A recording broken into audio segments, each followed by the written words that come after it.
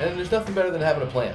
Plan the work the plan. That's right. So that's really what we're talking about here, and trying to adapt and put resources in play that are going to have the most impact at the end of the day. Was there also a criteria around inventory? Absolutely, that's a great point.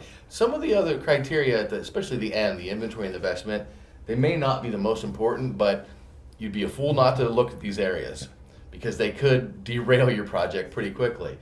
I always say, we might be able to get you a great price on this motor, but if you've never had a chance to buy it, or a need for it, you really can't realize that savings.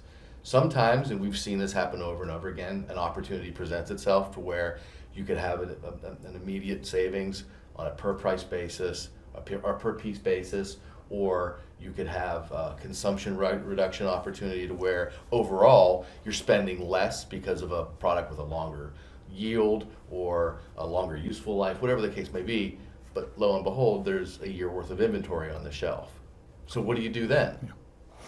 Well, if you can't sell the inventory or you haven't got some way to dispose of it, then you typically want to try and use it up before you move forward. Right. So that's a great point.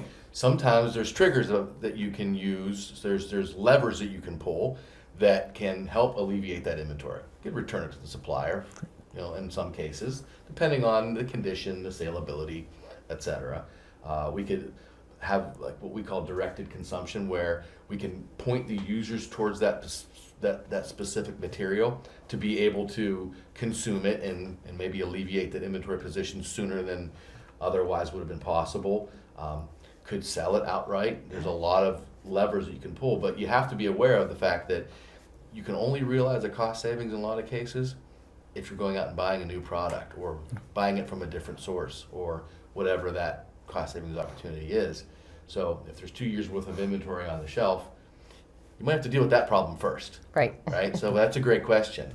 And the fifth one, really, probably less likely, but it has to be considered: investment. Maybe there's an upfront investment that needs to be made in order to make that cost savings opportunity truly able to be realized. Bulk purchases. Yeah. Barb, you know this all too well from your past. I do. So, how do you get a lower piece price in a lot of cases to be able to maximize that opportunity? You got to buy more, right? Yes. So when you look Or at by larger size or by larger, yeah, whatever maybe bulk is. Maybe, yeah, exactly. Because sometimes bulk could be a container this big, but just represents a year's Right. worth of usage. Right. Bulk O-rings. You can have a whole lot of O-rings in this little box. It's not maybe a space issue. Might not even be a total dollar investment issue. But when you look at the scale of it, maybe to get $100 in savings, you got to put $300 out there. Or sometimes in order to get $1,000 in savings, you have to put $3,000 out there to kind of get that price point. That's one area. It could also be the cost of testing. Maybe that has to be considered as an investment that needs to be checked off during the process. Another thing is tooling. You could have to pay for a prototype.